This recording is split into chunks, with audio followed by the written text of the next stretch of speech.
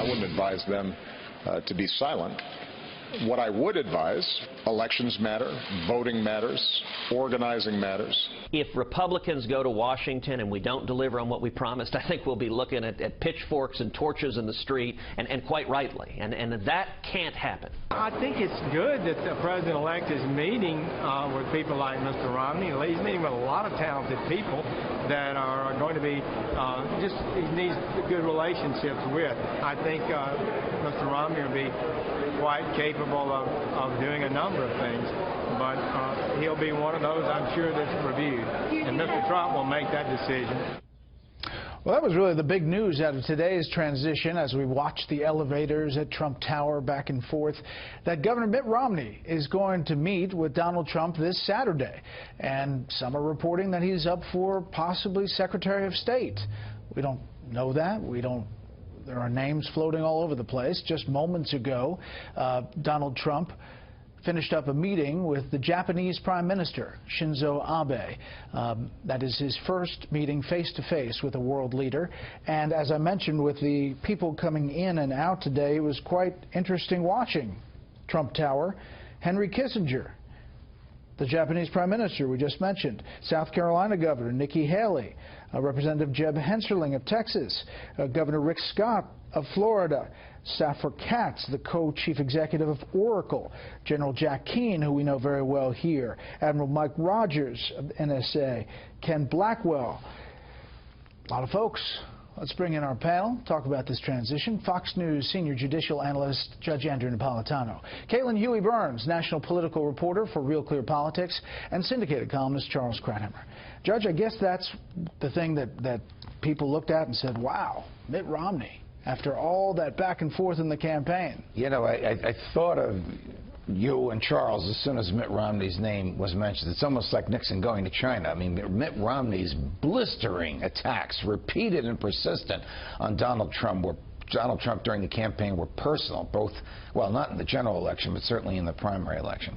I'm of the view that taking a snapshot picture of the transition at any given time is really just going to have us pulling our collective hair out, because it doesn't matter to the country who the president-elect interviews. It just matters who he chooses. I get some of my guidance from our colleague Anthony Scaramucci, who's a member of the executive committee. You ran a nice clip from him the other day. This is very orderly, very businesslike. We don't know if this is the way other administrations did it, because none of us was involved then. But if some of the names that are being touted end up on the cabinet, we might not be getting, for example, at state, the foreign policy changes that Donald Trump promised and on which he was elected. John Bolton, for example, a friend of ours, a person whose intellect I respect, is hardly the let's pull back from our involvement in Europe, let's soften our relationship with Russia that Donald Trump said he was going to give us. In fact, John would be the opposite of that. Sure, but obviously the foreign policy and the directives come from the president, and the person follows that. But you're right on the individual feelings of these various issues. I want to put up David Axelrod's tweet, and this is about our point yesterday about the timing. David Axelrod, obviously former advisor to President Obama and his campaign before that. We hadn't made any major appointments at this point in 2008. Lots of reasons to be concerned about real Donald Trump's transition, but the pace of the announcements is not one of them. We hadn't made any major appointments. I don't remember being criticized for it. Caitlin. Well, one thing to consider with this Trump transition is that, first of all, the Trump campaign didn't necessarily expect to win, and so this provides more of a pressure point in choosing these next folks.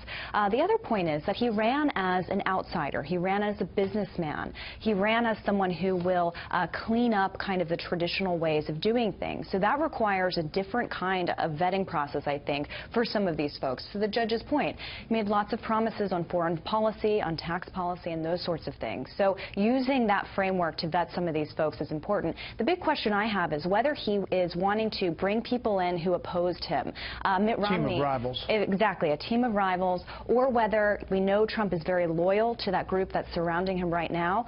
Whether he maintains loyalty over rivals remains to be seen exactly. Yeah, and you know, the definite facts on this are tough to pin down because you have people on the inside throwing names all over the place, and you know, you say they're being considered, but you don't know where the president-elect's head really is. I want to put up this statement about Jeff Sessions from the Trump team. While nothing has been finalized and he is still talking with others as he forms his cabinet, the president-elect has been unbelievably impressed with Senator Sessions and his phenomenal record as Alabama's Attorney General and U.S. Attorney.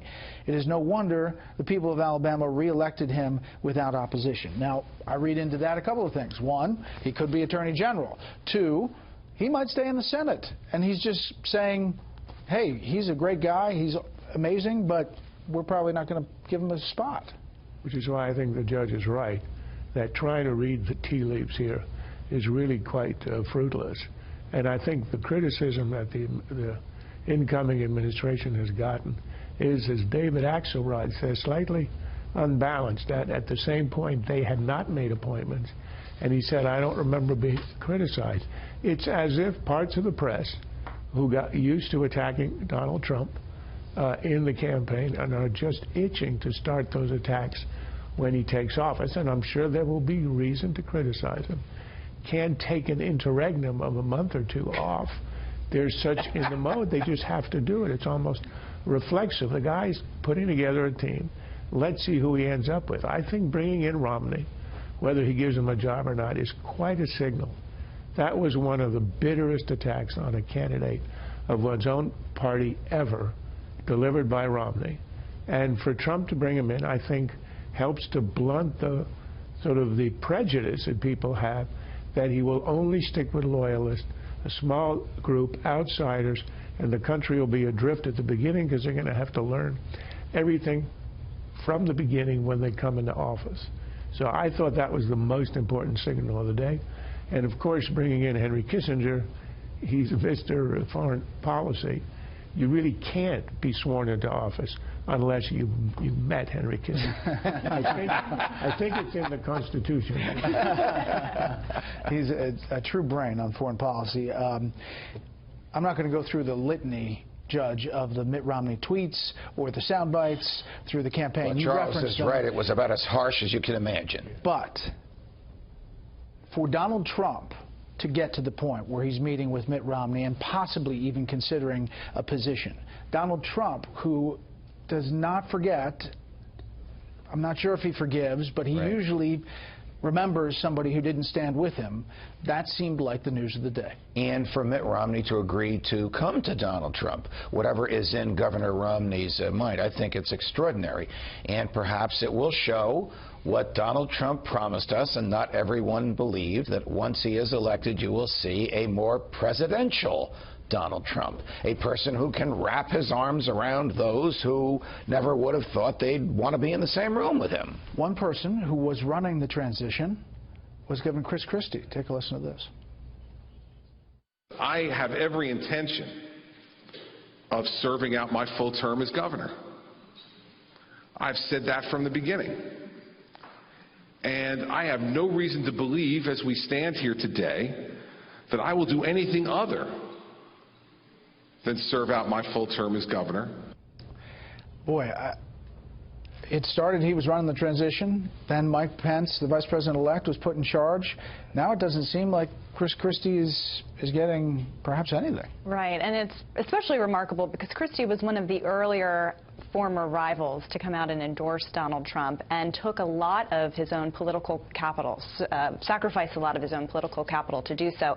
Of course, we've seen the reports of the Kushner tension with Governor Christie. We also know that Christie Well, just rewind. Jared Kushner is the son-in-law married to Ivanka, and his father was put in jail by then U.S. Attorney Chris Christie. Very questionable prosecution. Very questionable.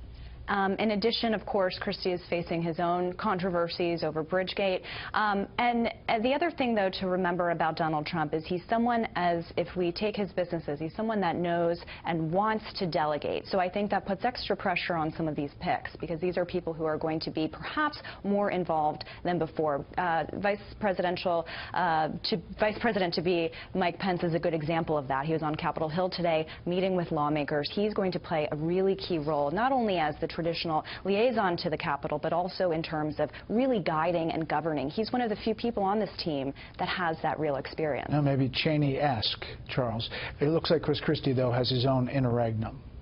Yes, and look, I mean, his... I just wanted to use the word again. I just really wanted to use it. Yeah, I know. In him, I think it's all the more poignant. Because remember, it's not just that he was head of the transition team. He was quite obviously running for the #2 spot on the ticket. So it isn't as if his ambitions began. It wasn't as if he was going to remain the governor of New Jersey through the selection process for #2. So he got disappointed from the beginning. And this is a man whose political career looks to be at its low ebb. Now, we said that a lot about Trump himself and about many of his associates, so you can't really predict. But if you had to pick somebody you didn't want to be on the transition team right now, it would be Chris Christie.